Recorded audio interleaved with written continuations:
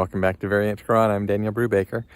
Thanks for being back here. This video, I'm going to be answering some of your questions and comments, which I've seen that some of you are waiting expectantly for new material, and I want to give it to you as quickly as I possibly can without compromising the quality of it. Now, as you can see, we got some snow here around where I live. I love the snow. I know many of you are in different parts of the world and may or may not get weather like this, but I love it. It's one of my favorite times of the year and favorite things to be in. All right, well, let's just get to a couple of the comments from the last video. And the first one here is from somebody named, well, screen named Final Turn. He says, "Hi Daniel, I am Muslim by identity and well versed with Quran and its Arabic. All I can say is thank you. I am following your work for quite some time and really appreciate that. To Muslim scholars, I must say that they should be ashamed of themselves for telling a lie to their audience. Instead of appreciating your work, they are trying to degrade you. You are doing phenomenal work." Well, thank you very much for that comment. Let's take a look at one more. He or she says, "Regarding Arabic, the work you're doing with such ancient Arabic texts is quite impressive. Those manuscripts are almost impossible to read for a native speaker, and I am one. It's not about Arabic, it's more about expertise in deciphering archaic Arabic rasms. Besides that, I never noticed any mistakes in your Arabic, even in your pronunciation." So, well, thank you very much for that comment. I don't want to say that I'm amazing in Arabic, but I do appreciate the input of native speakers on it from time to time, and I've been complimented at various times in travels on my Arabic and pronunciation, although it's far from perfect and far from complete, but it is very good to have encouraging words like that. And it's also very true that a major part of what I've had to do is to focus my attention on learning to read the old manuscripts, and that's, as I mentioned before, it's a technical task. It's not something that just any even native Arabic speaker can pick up and do. It's not an impossible task. Obviously, I've been able to do it, but it just takes a little bit of specific and focused study in an area that is not necessarily widely applicable. So thank you for recognizing that. Here's another one from Jacob Thomason, who says, "I'm a native Arabic speaker. Your work is amazing. Even your pronunciation is also really good. Keep it up." And I'm fascinated by the name Jacob Thomason, who is a native speaker. I don't know if that's a screen name or your actual name, but thank you for that comment. Fascinated to hear somebody named Jacob Thomason, who is also a native Arabic speaker. Here's one from another commenter named, screen name is King Samil. He says, "I am an ex-Muslim and a Yemeni Arab who speaks Arabic.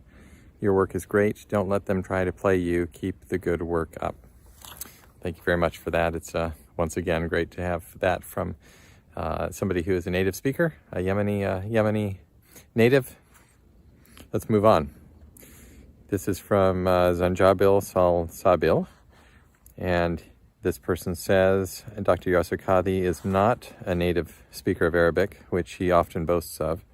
His native language is likely Urdu, and his knowledge of Arabic may not be better than Dr. Brubaker's." Well, I don't want to, from my very cursory observation, I think his Arabic is probably pretty good.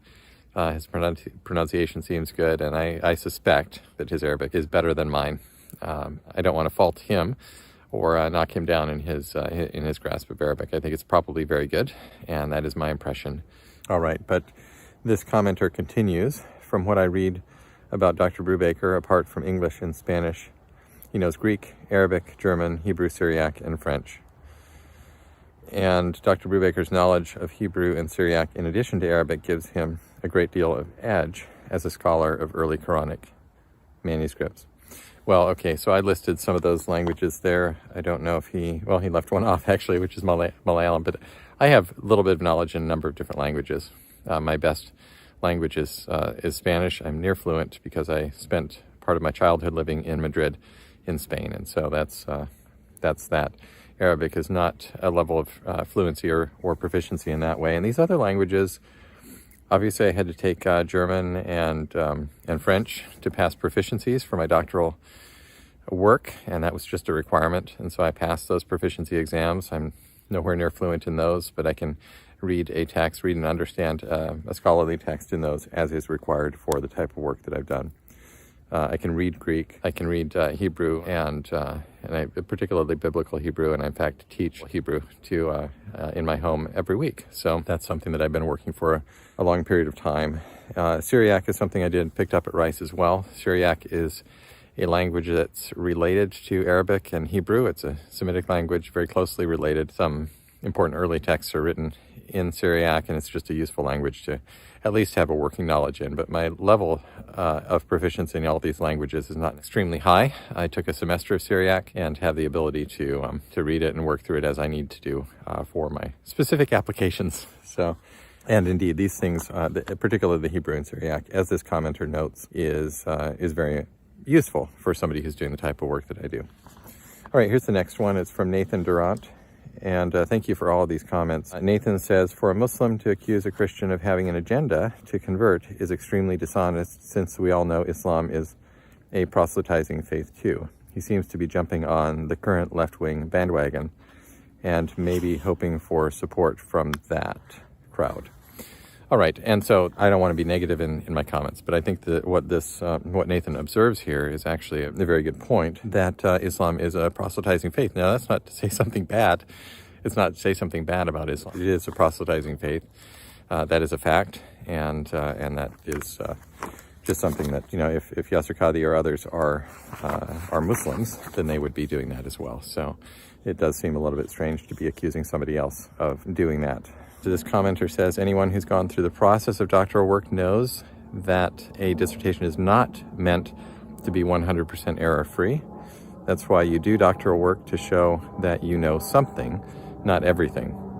If that's the standard that YQ is using, he should also know that it can be applied to his dissertation as well. And I think that's true. I mean, again, that's not faulting anyone. It's just a fact of life in the world of doctoral dissertations. So that was one of the points that I made in my last video.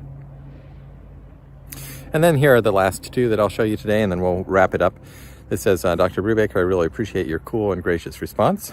And Nigel Grief says, Dr. Brubaker, you are a real gentleman. I respect your cool and collected manner. And there were a number of comments like that, but just wanted to thank you for those and acknowledge them and say I hope that my response is gracious and gentle. I don't want to be anyone's enemy. I do want to engage in the conversation, but there's no need to be nasty about stuff. So thank you very much for watching these videos. Please do like and subscribe. I'll try and get some more content out soon, and even more than that, to get my publications out and ready for you as well. Also working on staying in touch with Shadi Nasser, because he had mentioned we need to get him on here after the publication of his book. I have his book now. I have not finished reading it completely. Some of you have gotten it as well. It is a little bit expensive. It's as are the Brill books. That is just the reality of some of these academic books. But there's really good stuff in there. I recommend it to any of you who are seriously interested in this stuff. One of the wonderful things about it is a great appendix as an index that's quite useful. And of course, the substance of the book is wonderful as well. There are a lot of other books and publications that we need to talk about, but that's it for now.